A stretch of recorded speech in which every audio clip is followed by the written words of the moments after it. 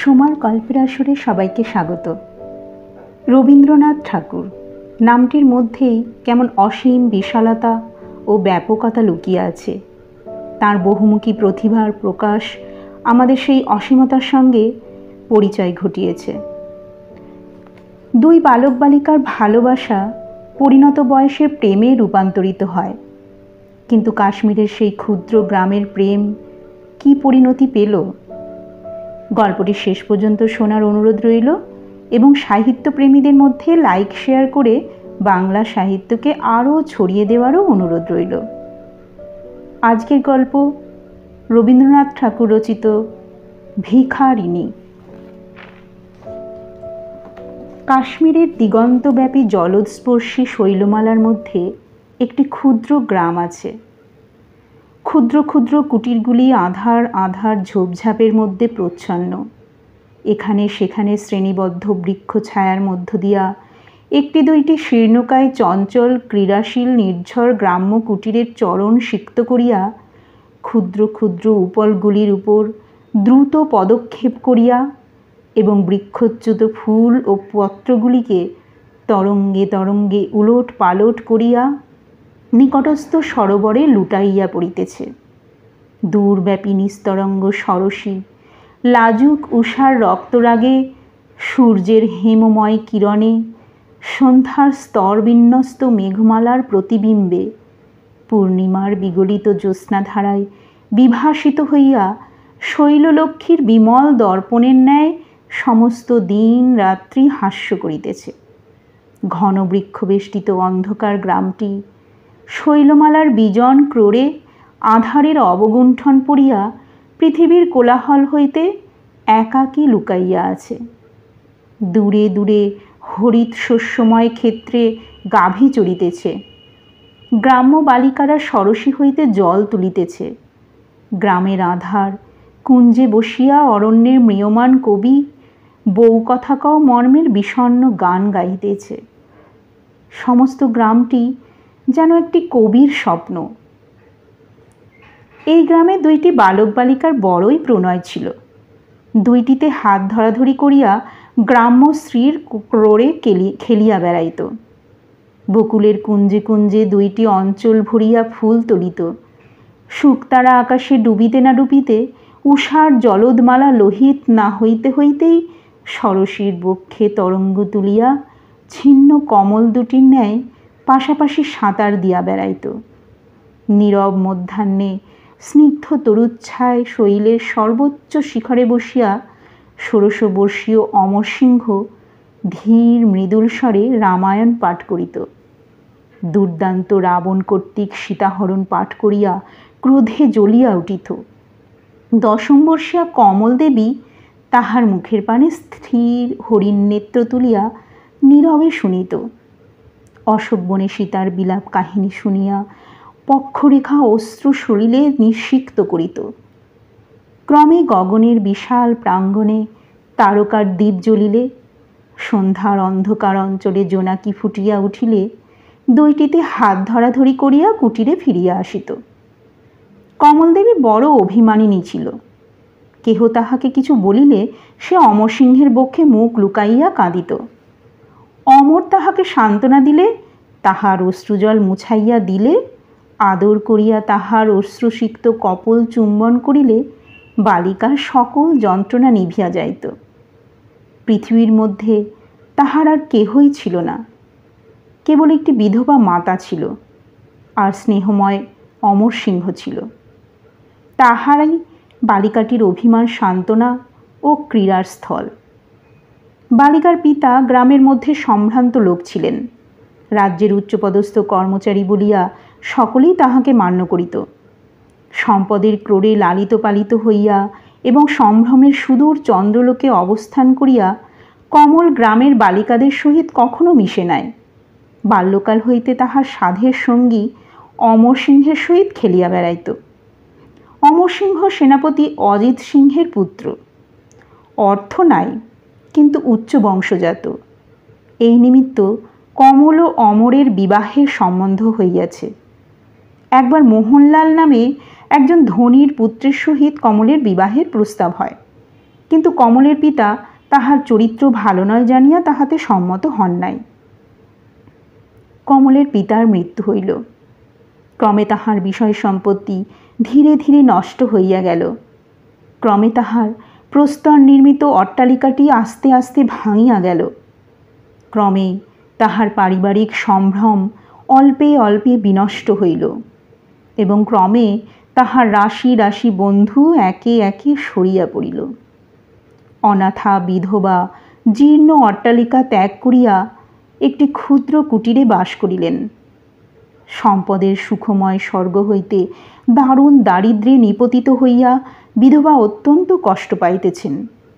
সম্ভ্রম রক্ষা করিবার উপায় দূরে থাক, জীবন রক্ষারও কোনো সম্বল নাই। আদরিণী কন্যাটি কি করিয়া দারিদ্র দুঃখ সহ্য করিবে? স্নেহময়ী মাতা ভিক্ষা করিয়াও কমলকে কোনো মতে দারিদ্র্যের রৌদ্র ভোগ করিতে দেন নাই। অমরের সহিত কমলের শীঘ্রই বিবাহ হইবে। বিবাহের আর 2-1 সপ্তাহ অবশিষ্ট আছে। অমর গ্রামের পথে বেড়াইতে বেড়াইতে কমলকে তাহার ভবিষ্যৎ জীবনের কত কি সুখের কাহিনী শুনাইত। বড় হইলে দুইজনে ওই শৈলশিখরে কত খেলা খেলিবে, ওই সরসীর জলে কত সাঁতার দিবে, ওই বকুলের কুঞ্জে কত ফুল তুলিবে, চুপি চুপি গম্ভীরভাবে তাহারই পরামর্শ করিত। বালিকা অমরের মুখে তাহাদের ভবিষ্যৎ ক্রীড়ার গল্প শুনিয়া আনন্দে উৎফুল্ল হইয়া বিহুবল নেত্রে অমরের মুখের পানে চাহিয়া থাকিত। এইরূপে যখন এই 2টি বালক বালিকা কল্পনার অস্ফুট জ্যোৎস্নাময় স্বর্গে খেলা করিতেছিল, তখন রাজধানী হইতে সংবাদ আসিল যে রাজ্যের সীমায় যুদ্ধ বাধিয়াছে। সেনানায়ক অজিত সিংহ যুদ্ধে যাইবেন এবং যুদ্ধ শিক্ষা দিবার জন্য তাহার পুত্র অমরসিংহকেও সঙ্গে লইবেন। সন্ধ্যা হইয়াছে। শৈলশিখরের বৃক্ষছায়ায় অমর ও কমল দাঁড়িয়ে আছি।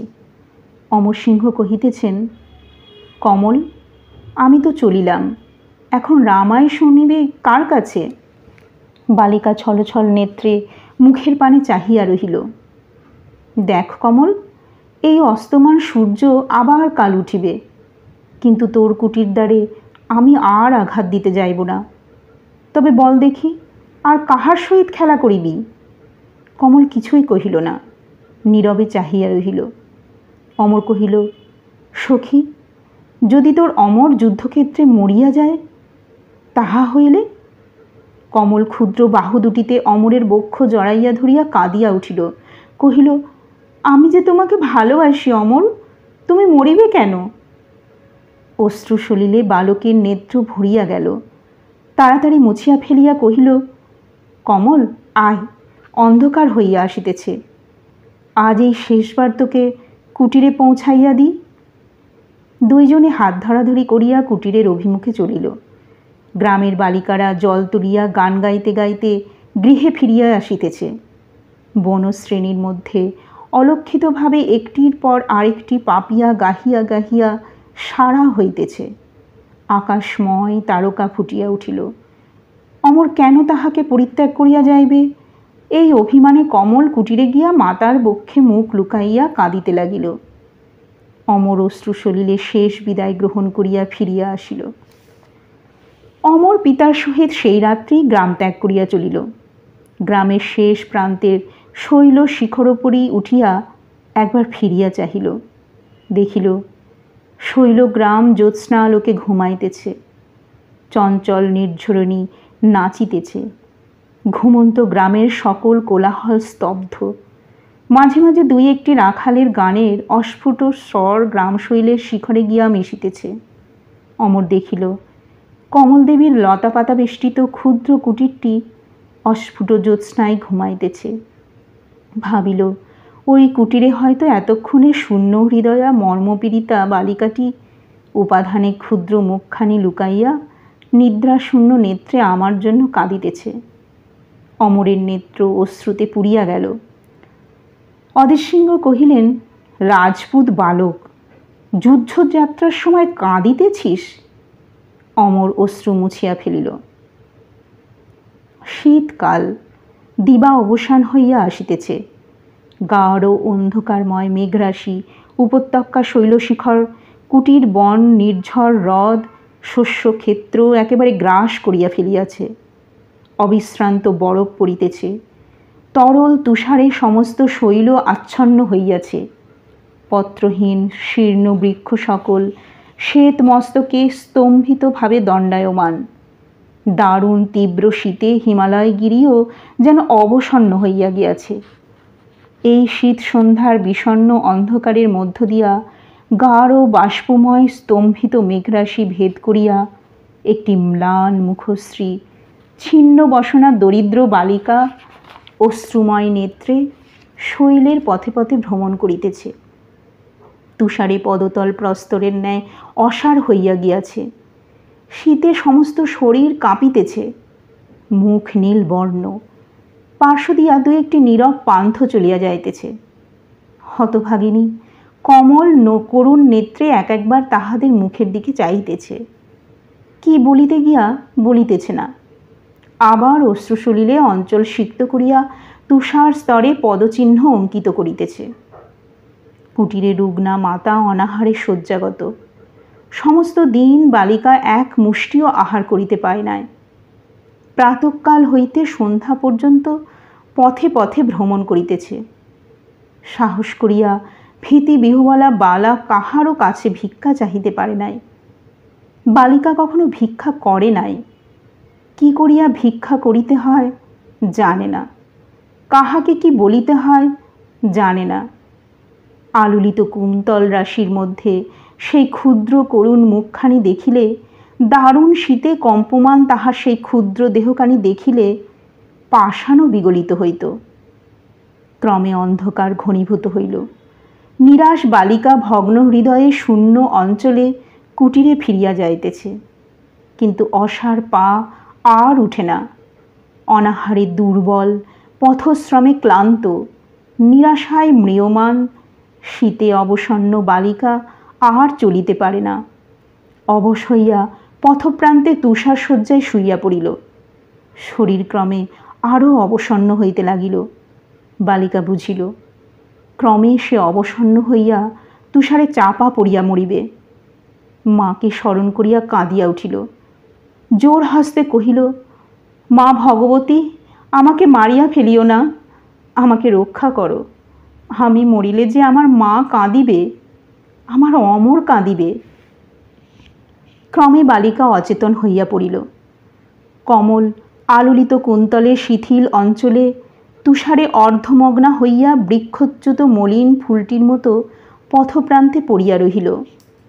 তুষারের উপর তুষার পড়িতে লাগিল। বালিকার বক্ষের উপর তুষারের কণা পড়িতেছে ও গলিতেছে এবং ক্রমে জমিয়া যাইতেছে। এই আঁধার রাত্রিতে একজন পান্থও পথ দিয়া যাইতেছে না। বৃষ্টি পড়িতে লাগিল। রাত্রি বাড়িতে লাগিল। বরফ জমিতে লাগিল। বালিকা একাকিনী শৈলপথে পড়িয়া রহিল। কমলের মাতা ভগ্নকুটিরে রোগশয্যায় শয়ান। জীর্ণ গৃহ ভেদ করিয়া শীতের বাতাস তীব্র বেগে গৃহে প্রবেশ করিতেছে। বিধবা তৃণশয্যায় শুইয়া থরথর করিয়া কাঁপিতেছেন। গৃহ অন্ধকার, প্রদীপ জ্বালিবার লোক নাই। কমল প্রাতে ভিক্ষা করিতে গিয়াছে, এখনও ফিরিয়া আসে নাই। ব্যাকুল বিধবা প্রত্যেক পদশব্দে কমল আসিতেছে বলিয়া চমকিয়া উঠিতেছেন। কমলকে খুঁজিবার জন্য বিধবা কতবার উঠিতে চেষ্টা করিয়াছেন, কিন্তু পারেন না। কত কি আশঙ্কায় আকুল হইয়া মাতা দেবতার নিকট কাতর ক্রন্দনে প্রার্থনা করিয়াছেন। অশ্রুজলে কতবার কহিয়াছেন, আমি হতভাগিনী, আমার মরণ হইল না কেন? কখনো ভিক্ষা করিতে জানে না যে বালিকা, তাহাকেও আজ অনাথার মতো দ্বারের বাহিরে দাঁড়াইতে হইল। ক্ষুদ্র বালিকা অধিক দূর চলিতে পারে না। সে এই অন্ধকারে, তুষারে, বৃষ্টিতে কি করিয়া বাঁচিবে? উঠিতে পারেন না, অথচ কমলকে দেখিতে পাইতেছেন না। বিধবা বক্ষে করাঘাত করিয়া অধীরভাবে কাঁদিতে লাগিলেন। দুই একজন প্রতিবাসী বিধবাকে দেখিতে আসিয়াছিল। বিধবা তাহাদের চরণ জড়াইয়া ধরিয়া সজল নয়নে কাতরভাবে মিনতি করিলেন, আমার পথহারা কমল কোথায় ঘুরিয়া বেড়াইতেছে, একবার তাহাকে খুঁজিতে যাও। তাহারা বলিল, এই তুষারে অন্ধকারে আমরা ঘরের বাহিরে যাইতে পারি না। বিধবা কাঁদিয়া কহিলেন, একবার যাও, আমি অনাথ, দরিদ্র, অর্থ নাই, তোমাদের কি দিব বলো? ক্ষুদ্র বালিকা, সে পথ চিনে না, সে আজ সমস্ত দিন কিছু খায় নাই, তাহাকে মাতার ক্রোড়ে আনিয়া দাও, ঈশ্বর তোমাদের মঙ্গল করিবেন। কেহ শুনিল না। সে বৃষ্টি বজ্রে কে বাহির হইবে? সকলেই নিজ নিজ গৃহে ফিরিয়া গেল। ক্রমে রাত্রি বাড়িতে লাগিল। কাঁদিয়া কাঁদিয়া দুর্বল বিধবা ক্লান্ত হইয়া গিয়াছেন, নির্জীবভাবে শয্যায় পড়িয়া আছেন। এমন সময় বাহিরে পদশব্দ শোনা গেল। বিধবা চকিত নেত্রে দ্বারের দিকে চাহিয়া ক্ষীণ স্বরে কহিলেন, কমল, মা আইলি? একজন বাহির হইতে রুক্ষস্বরে জিজ্ঞাসা করিল, ঘরে কে আছে? গৃহ হইতে কমলের মাতা উত্তর দিলেন। সে শাখাদীপ হস্তে গৃহে প্রবেশ করিল এবং কমলের মাতাকে কি কহিল শুনিবা মাত্র বিধবা চিৎকার করিয়া মূর্ছিত হইয়া পড়িলেন। এদিকে তুষার ক্লিষ্ট কমল ক্রমে ক্রমে চেতন লাভ করিল। চক্ষু মেলিয়া চাহিল, দেখিল একটি প্রকাণ্ড গুহা, ইতস্তত বৃহৎ শিলাখণ্ড বিক্ষিপ্ত হইয়া আছে। গাঢ় ধূম্র মেঘে গুহা পূর্ণ। সেই মেঘের অন্ধকার ভেদ করিয়া শাখাদ্বীপের আলোকদীপ্ত কতকগুলি কঠোর শ্মশ্রুপূর্ণ মুখ কমলের মুখের দিকে চাহিয়া আছে। প্রাচীরে কুঠার, কৃপাণ প্রভৃতি নানাবিধ অস্ত্র লম্বিত আছে। কতকগুলি সামান্য গার্হস্থ্য উপকরণ ইতস্তত বিক্ষিপ্ত। বালিকা সভয়ে চক্ষু নিমীলিত করিল, আবার চক্ষু মেলিয়া চাহিল। একজন তাহাকে জিজ্ঞাসা করিল, কে তুমি? বালিকা উত্তর দিতে পারিল না। বালিকার বাহু ধরিয়া সবেগে নাড়াইয়া আবার জিজ্ঞাসা করিল, কে তুই? কমল ভীতিকম্পিত মৃদু স্বরে কহিল, আমি কমল। সে মনে করিয়াছিল এই উত্তরেই তাহারা তাহার সমস্ত পরিচয় পাইবে। একজন জিজ্ঞাসা করিল, আজ সন্ধ্যার দুর্যোগের সময় পথে ভ্রমণ করিতেছিলি কেন? বালিকা আর থাকিতে পারিল না, কাঁদিয়া উঠিল। অশ্রুরুদ্ধ কণ্ঠে কহিল, আজ আমার মা সমস্ত দিন আহার করিতে পান নাই। সকলে হাসিয়া উঠিল। তাহাদের নিষ্ঠুর অট্টহাস্যে গুহা প্রতিধ্বনিত হইল। বালিকার মুখের কথা মুখেই রহিয়া গেল। কমল সভয়ে চক্ষু মুদ্রিত করিল। দস্যুদের হাস্য বজ্রধ্বনির ন্যায় বালিকার বক্ষে গিয়া বাজিল। সে সভয়ে কাঁদিয়া উঠিয়া কহিল, আমাকে আমার মায়ের কাছে লইয়া যাও। আবার সকলে মিলিয়া হাসিয়া উঠিল। ক্রমে তাহারা কমলের নিকট হইতে তাহার বাসস্থান, পিতা মাতার নাম প্রভৃতি জানিয়া লইল। অবশেষে একজন কহিল, আমরা দস্যু, তুই আমাদের বন্দিনী। তোর মাতার নিকট বলিয়া পাঠাইতেছি, সে যদি নির্ধারিত অর্থ নির্দিষ্ট সময়ের মধ্যে না দেয় তবে তোকে মারিয়া ফেলিব। কমল কাঁদিয়া কহিল, আমার মা অর্থ কোথায় পাইবেন? তিনি অতি দরিদ্র, তাহার আর কেহ নাই। আমাকে মারিও না, আমাকে মারিও না, আমি কাহারও কিছু করি নাই। আবার সকলে হাসিয়া উঠিল। কমলের মাতার নিকটে একজন দূত প্রেরিত হইল। সে গিয়া কহিল, তোমার কন্যা বন্দিনী হইয়াছে, আজ হইতে 3য় দিবসে আমি আসিব। যদি 500 মুদ্রা দিতে পারো তবে মুক্ত করিয়া দিব, নচেত তোমার কন্যা নিশ্চিত হত হইবে। এই সংবাদ শুনিয়াই কমলের মাতা মূর্ছিত হইয়া পড়েন। দরিদ্র বিধবা, অর্থ পাইবেন কোথায়? একে একে সমস্ত দ্রব্য বিক্রয় করিয়া ফেলিলেন। বিবাহ হইলে কমলকে দিবেন বলিয়া কতগুলি অলঙ্কার রাখিয়া দিয়াছিলেন, সেগুলি বিক্রয় করিলেন। তথাপি নির্দিষ্ট অর্থের 1/4 হইল না। আর কিছুই নাই। অবশেষে বক্ষের বস্ত্র মোচন করিলেন। সেখানে তাহার মৃত স্বামীর একটি অঙ্গুরীয়ক রাখিয়া দিয়াছিলেন। মনে করিয়াছিলেন, সুখ হোক, দুঃখ হোক, দারিদ্রই হোক, আর কখনো সেটি ত্যাগ করিবেন না, চিরকাল বক্ষের মধ্যে লুকাইয়া রাখিবেন। মনে করিয়াছিলেন এই অঙ্গুরীয়টি তাহার চিতানলের সঙ্গী হইবে। কিন্তু অশ্রুময় নেত্রে তাহাও বাহির করিলেন। সে অঙ্গুরীয়টিও যখন তিনি বিক্রয় করিতে চাহিয়াছিলেন, তখন তিনি তাহার বুকের এক একখানি অস্থিও ভাঙিয়া দিতে পারিতেন, কিন্তু কেহই কিনিতে চাহিল না। অবশেষে বিধবা দাঁড়ে দাঁড়ে ভিক্ষা চাহিয়া বেড়াইতে লাগিলেন। 1 দিন গেল, 2 দিন গেল, 3 দিন যায়, কিন্তু নির্দিষ্ট অর্থের অর্ধেকও সংগৃহীত হয় নাই। আজ সেই দস্যু আসিবে। আজ যদি তাহার হস্তে অর্থ দিতে না পারেন, তবে বিধবার সংসারের যে একমাত্র বন্ধন আছে তাহাও ছিন্ন হইবে। কিন্তু অর্থ পাইলেন না। ভিক্ষা করিলেন, দাঁড়ে দাঁড়ে রোদন করিলেন। সম্পদের সময় যাহারা তাহার স্বামীর সামান্য অনুচর ছিল, তাহাদের নিকটও অঞ্চল পাতিলেন, কিন্তু নির্দিষ্ট অর্থের অর্ধেকও সংগৃহীত হইল না। ভয় বিহবল কমল গুহার কারাগারে কাঁদিয়া কাঁদিয়া সারা হইল। সে ভাবিতেছে, তাহার অমরসিংহ থাকিলে কোনো দুর্ঘটনা ঘটিত না। অমরসিংহ যদিও বালক, কিন্তু সে জানিত অমরসিংহ সকলই করিতে পারে। দস্যুরা তাহাকে মাঝে মাঝে ভয় দেখাইয়া যায়। দস্যুদের দেখিলেই সে ভয়ে অঞ্চলে মুখ ঢাকিয়া ফেলিত। এই অন্ধকার কারাগৃহে এই নিষ্ঠুর দস্যুদিগের মধ্যে একজন যুবা ছিল। সে কমলের প্রতি তেমন কর্কশভাবে ব্যবহার করিত না। সে ব্যাকুল বালিকাকে স্নেহের সহিত কত কি কথা জিজ্ঞাসা করিত, কিন্তু কমল ভয়ে কোনো কথারই উত্তর দিত না। দস্যু কাছে সরিয়া বসিলে সে ভয়ে আড়ষ্ট হইয়া যাইত। ওই যুবাটি দস্যুপতির পুত্র। সে একবার কমলকে জিজ্ঞাসা করিয়াছিল যে, দস্যুর সহিত বিবাহ করিতে কি তাহার কোনো আপত্তি আছে? এবং মাঝে মাঝে প্রলোভন দেখাইত যে যদি কমল তাহাকে বিবাহ করে, তবে সে তাহাকে মৃত্যুমুখ হইতে রক্ষা করিবে। কিন্তু ভীরু কমল কোনো কথারই উত্তর দিত না। 1 দিন গেল, 2 দিন গেল।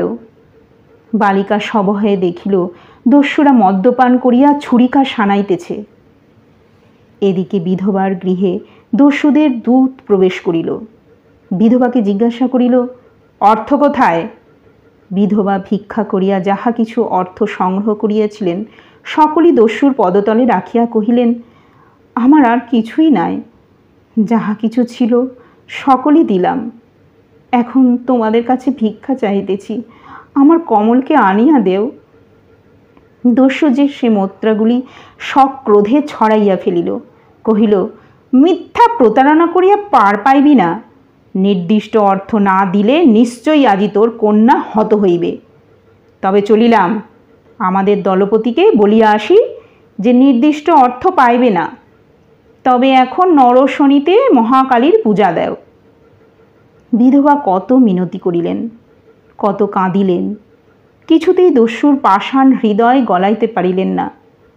দস্যু গমনোদ্যত হইতে করিলেন, যাইও না, আর একটু অপেক্ষা করো, আমি আর একবার চেষ্টা করিয়া দেখি। এই বলিয়া বাহির হইয়া গেলেন। মোহনলালের সহিত কমলের বিবাহের প্রস্তাব হয়, কিন্তু তাহা সম্পন্ন না হওয়াতে মোহন মনে মনে কিছু ক্রুদ্ধ হইয়া আছে। কমলের সমুদয় বৃত্তান্ত মোহনলাল প্রাতেই শুনিতে পাইয়াছিলেন এবং তৎক্ষণাৎ কুলপুরোহিতকে ডাকাইয়া শীঘ্র বিবাহের উত্তম দিন আছে কিনা জিজ্ঞাসা করিলেন। গ্রামের মধ্যে মোহনের ন্যায় ধনী আর কেহ ছিল না। আকুল বিধবা অবশেষে তাহার বাটিতে আসিয়া উপস্থিত হইলেন। মোহন উপহাসের স্বরে হাসিয়া কহিলেন, এ কি অপূর্ব ব্যাপার! এতদিনের পর দারিদ্রের কুঠিরে যে পদার্পণ হইল।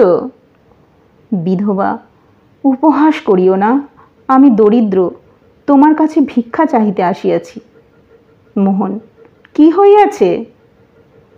আদ্যপান্ত সমস্ত বৃত্তান্ত কহিলেন বিধবা। মোহন জিজ্ঞাসা করিলেন, তা আমাকে কি করিতে হইবে? বিধবা বলিলেন, কমলের প্রাণ রক্ষা করিতে হইবে। মোহন বলিল, কেন, অমরসিংহ এখানে নাই? বিধবা উপহাস বুঝিতে পারিলেন, কহিলেন, মোহন যদি বাসস্থান অভাবে আমাকে বনে বনে ভ্রমণ করিতে হইত, অনাহারে ক্ষুধার জ্বালায় যদি পাগল হইয়া মরিতাম, তথাপি তোমার কাছে একটি তৃণও প্রার্থনা করিতাম না। কিন্তু আজ যদি বিধবার একমাত্র ভিক্ষা পূর্ণ না করো, তবে তোমার নিষ্ঠুরতা চিরকাল মনে থাকিবে। মোহন বলিল, আইসো, তবে তোমাকে একটা কথা বলি। কমল দেখিতে কিছু মন্দ নহে, আর তাহাকে যে আমার পছন্দ হয় নাই এমনও নহে। তবে তাহার সহিত আমার বিবাহে আর তো কোনো আপত্তি দেখিতেছি না। তোমার কাছে ঢাকিয়া কি করিব? বিনা কারণে ভিক্ষা দিবার মতো আমার অবস্থা নহে। বিধবা বলিল, অগ্রেই যে অমরের সহিত তাহার বিবাহের সম্বন্ধ হইয়া গিয়াছে।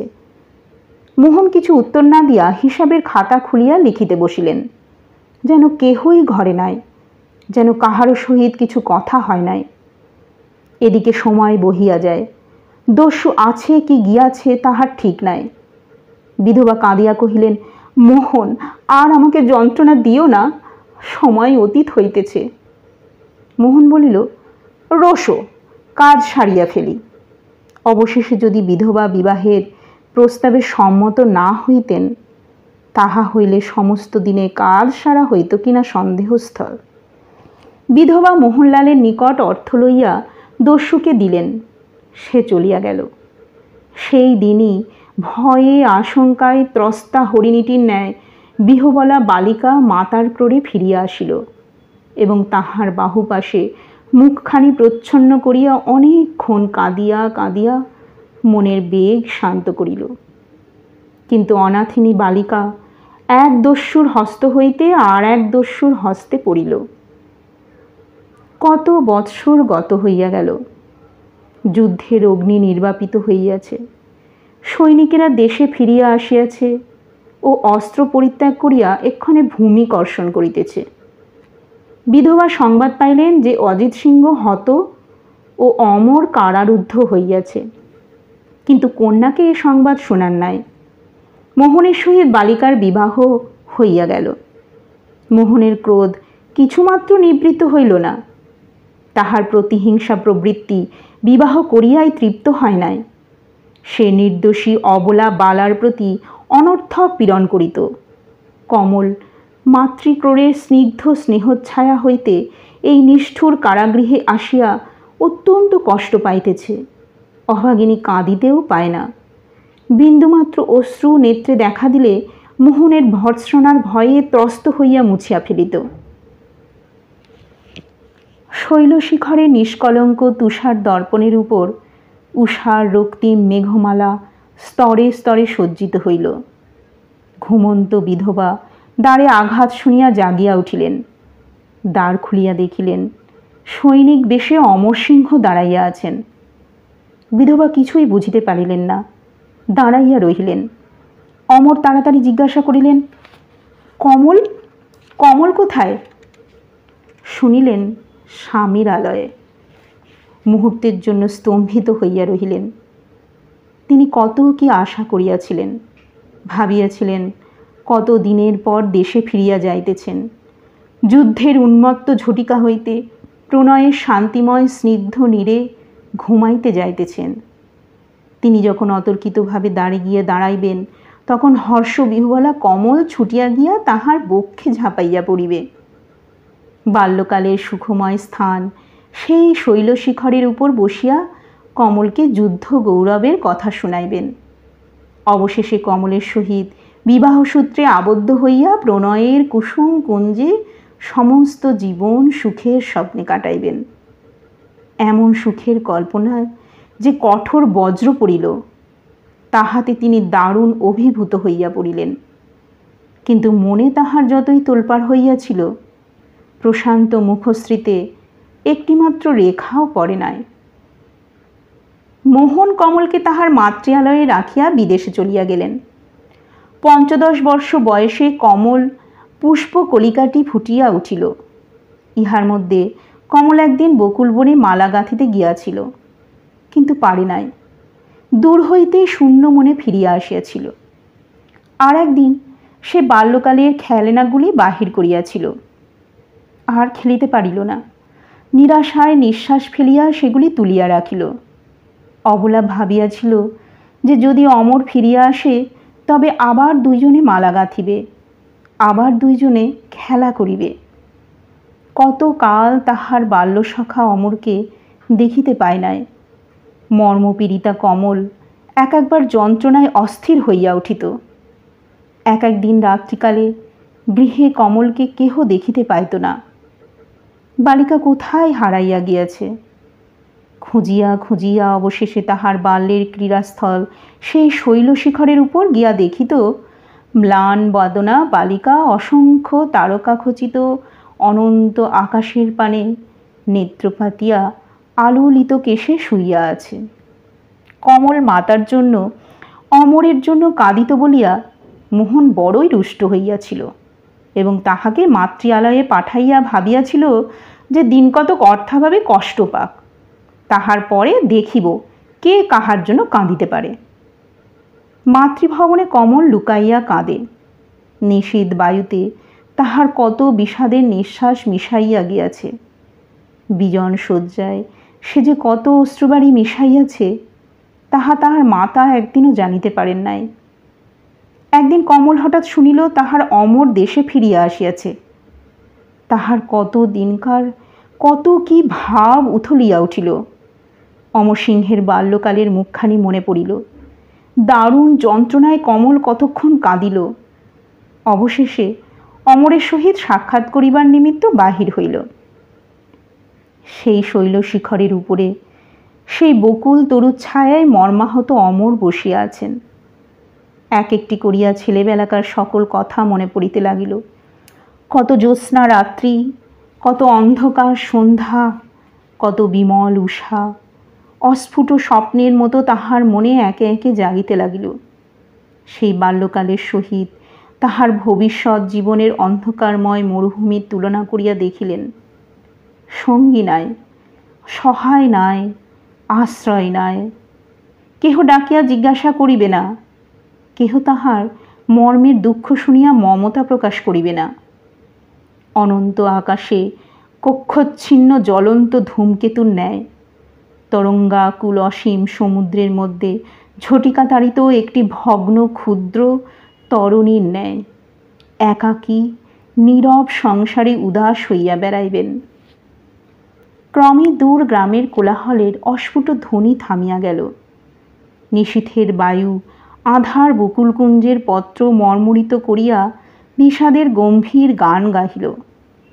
অমর গাঢ় অন্ধকারের মধ্যে শৈলের সমুচ্চ শিখরে একাকী বসিয়া দূর নির্ঝরের মৃদু ভীষণ ধ্বনি নিরাশ হৃদয়ের দীর্ঘ নিঃশ্বাসের ন্যায় সমীরণের হু হু শব্দ এবং নিশীথের মর্মভেদী একতানবাহী যে একটি গম্ভীর ধ্বনি আছে তাহাই শুনিতেছিলেন। তিনি দেখিতেছিলেন অন্ধকারের সমুদ্রতলে সমস্ত জগৎ ডুবিয়া গিয়াছে। দূরস্থ শ্মশান ক্ষেত্রে দুই একটি চিতানল জ্বলিতেছে। দিগন্ত হইতে দিগন্ত পর্যন্ত নিরন্ধ্র স্তম্ভিত মেঘে আকাশ অন্ধকার। সহসা শুনিলেন উচ্ছ্বসিত স্বরে কে কহিল, ভাই অমর। এই অমৃতময় স্নেহময় স্বপ্নময় স্বর শুনিয়া তাহার স্মৃতির সমুদ্র আলোড়িত হইয়া উঠিল। ফিরিয়া দেখিলেন কমল। মুহূর্তের মধ্যে নিকট আসিয়া বাহুপাশে তাহার গলদেশ বেষ্টন করিয়া স্কন্ধে মস্তক রাখিয়া কহিল, ভাই অমর। অচল হৃদয় অমর ও অন্ধকারে অশ্রু বিসর্জন করিলেন। আবার সহসা চকিতের ন্যায় দূরে সরিয়া গেলেন। কমল অমরকে কত কি কথা বলিল। অমর কমলকে দুই একটি উত্তর দিলেন। সরলা আসিবার সময় যেরূপ উৎফুল্ল হৃদয়ে হাসিতে হাসিতে আসিয়াছিল, যাইবার সময় সেইরূপ ম্রিয়মাণ হইয়া কাঁদিতে কাঁদিতে চলিয়া গেল। কমল ভাবিয়াছিল সেই ছেলেবেলাকার অমর ফিরিয়া আসিয়াছে, আর আমি সেই ছেলেবেলাকার কমল কাল হইতে আবার খেলা করিতে আরম্ভ করিব। যদিও অমর মর্মের গভীর তলে সাংঘাতিক আহত হইয়াছিলেন, তথাপি তিনি কমলের উপর কিছুই ক্রুদ্ধ হন নাই বা অভিমান করেন নাই।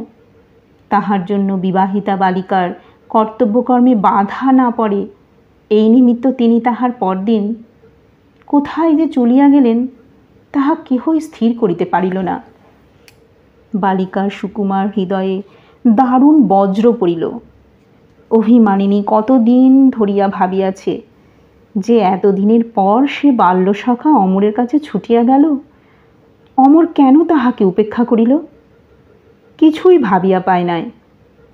একদিন তাহার মাতাকে ওই কথা জিজ্ঞাসা করিয়াছিল। মাতা তাহাকে বুঝাইয়া দিয়াছিল যে কিছুকাল রাজসভার আড়ম্বর রাশির মধ্যে থাকিয়া সেনাপতি অমরসিংহ পর্ণকুটিরবাসিনী ভিখারিণী ক্ষুদ্র বালিকাটিকে ভুলিয়া যাইবেন, তাহাতে অসম্ভব কি আছে?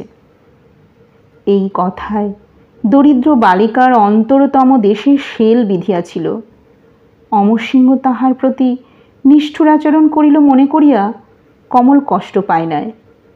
হতভাগিনী ভাবিত, আমি দরিদ্র, আমার কিছুই নাই, আমার কেহই নাই, আমি বুদ্ধিহীনা ক্ষুদ্র বালিকা, তাহার চরণ রেণুরও যোগ্য নহি, তবে তাহাকেই ভাই বলিব কোন অধিকারে? তাহাকে ভালোবাসিব কোন অধিকারে? আমি দরিদ্র কমল, আমি কে যে তাহার স্নেহ প্রার্থনা করিব? সমস্ত রাত্রি কাঁদিয়া কাটিয়া যায়। প্রভাত হইলেই সেই শৈলশিখরে উঠিয়া ম্রিয়মাণ বালিকা কত কি ভাবিতে থাকে। তাহার মর্মের নিভৃত তলে যে বাণ বিদ্ধ হইয়াছিল, তাহা যদিও সে মর্মেই লুকাইয়া রাখিয়াছিল, পৃথিবীর কাহাকেও দেখায় নাই, তথাপি ওই মর্মে লুকায়িত বাণ ধীরে ধীরে তাহার হৃদয়ের শোণিত ক্ষয় করিতে লাগিল। বালিকা আর কাহারও সহিত কথা কহিত না, মৌন হইয়া সমস্ত দিন সমস্ত রাত্রি ভাবিত, কাহারও সহিত মিশিত না, হাসিত না, কাঁদিত না। একদিন সন্ধ্যা হইলেও দেখা যাইত পথপ্রান্তের বৃক্ষতলে মলিন ছিন্ন অঞ্চলে মুখ ঝাঁপিয়া দীনহীন কমল বসিয়া আছে। বালিকা ক্রমে দুর্বল ক্ষীণ হইয়া আসিতে লাগিল, আর উঠিতে পারে না। বাতায়নে একাকিনী বসিয়া থাকিত, দেখিত দূর শৈলশিখরের উপর বকুলপত্র বায়ু ভরে কাঁপিতেছে। দেখিত রাখালেরা সন্ধ্যার সময় উদাস ভাবোদ্দীপক সুরে মৃদু মৃদু গান করিতে করিতে গৃহে ফিরিয়া আসিতেছে। বিধবা অনেক চেষ্টা করিয়াও বালিকার কষ্টের কারণ বুঝিতে পারেন নাই এবং তাহার রোগের প্রতিকার করিতেও পারেন নাই। কমল নিজেই বুঝিতে পারিত যে সে মৃত্যুর পথে অগ্রসর হইতেছে। তাহার আর কোনো বাসনা ছিল না, কেবল দেবতার কাছে প্রার্থনা করিত যে মরিবার সময় যেন অমরকে দেখিতে পাই। কমলের পীড়া গুরুতর হইল, মূর্ছার পর মূর্ছা হইতে লাগিল। শিয়রে বিধবা নীরব, কমলের গ্রাম্য সঙ্গিনী বালিকারা চারিধার ঘিরিয়া দাঁড়াইয়া আছে। দরিদ্র বিধবার অর্থ নাই যে চিকিৎসার ব্যয়ভার বহন করিতে পারেন। মোহন দেশে নাই এবং দেশে থাকিলেও তাহার নিকট হইতে কিছু আশা করিতে পারিতেন না। তিনি দিবারাত্রি পরিশ্রম করিয়া সর্বস্ব বিক্রয় করিয়া কমলের পথ্যাদি যোগাইতেন। চিকিৎসকদের দ্বারে দ্বারে ভ্রমণ করিয়া ভিক্ষা চাহিতেন যে তাহারা কমলকে একবার দেখিতে আসুক। অনেক মিনতিতে চিকিৎসক কমলকে আজ রাত্রে দেখিতে আসিবে বলিয়া স্বীকৃত হইয়াছে। অন্ধকার রাত্রের তারাগুলি ঘোর নিবিড় মেঘে ডুবিয়া গিয়াছে। বজ্রের ঘোরতর গর্জন শৈলের প্রত্যেক গুহায় গুহায় প্রতিধ্বনিত হইতেছে এবং অবিরল বিদ্যুতের তীক্ষ্ণ চকিত ছটা শৈলের প্রত্যেক শৃঙ্গে শৃঙ্গে আঘাত করিতেছে। মুষলধারায় বৃষ্টি পড়িতেছে, প্রচণ্ড বেগে ঝটিকা বহিতেছে। শৈলবাসীরা অনেক দিন এরূপ ঝড় দেখেন নাই। দরিদ্র বিধবার ক্ষুদ্র কুটির টলমল করিতেছে। জীর্ণ চাল ভেদ করিয়া বৃষ্টির ধারা গৃহে প্রবাহিত হইতেছে এবং গৃহপার্শ্বে নিষ্প্রভ প্রদীপ শিখা ইতস্তত কাঁপিতেছে। বিধবা এই ঝড়ে চিকিৎসকের আসিবার আশা পরিত্যাগ করিয়াছেন। হতভাগিনী নিরাশ হৃদয়ে নিরাশাব্যঞ্জক স্থির দৃষ্টিতে কমলের মুখের পানে চাহিয়া আছেন ও প্রত্যেক শব্দে চিকিৎসকের আশায় চকিত হইয়া দ্বারের দিকে চাহিতেছেন। একবার কমলের মূর্ছা ভাঙিল, মূর্ছা ভাঙিয়া মাতার মুখের দিকে চাহিল। অনেক দিনের পর কমলের চক্ষে জল দেখা দিল। বিধবা কাঁদিতে লাগিলেন। বালিকারা কাঁদিয়া উঠিল। সহসা অশ্বের পদধ্বনি শোনা গেল। বিধবা শশব্যস্তে উঠিয়া কহিলেন, চিকিৎসক আসিয়াছেন। দ্বার উদ্ঘাটিত হইলে চিকিৎসক গৃহে প্রবেশ করিলেন। তাহার আপাদমস্তক বসনে আবৃত। বৃষ্টি ধারায় সিক্ত বসন হইতে বাড়িবিন্দু ঝরিয়া পড়িতেছে। চিকিৎসক বালিকার তৃণশয্যার সম্মুখে গিয়া দাঁড়াইলেন। অবশ বিষাদময় নেত্র চিকিৎসকের মুখের পানে তুলিয়া কমল দেখিল, সে চিকিৎসক নয়, সে সেই সৌম্য গম্ভীর মূর্তি অমরসিংহ।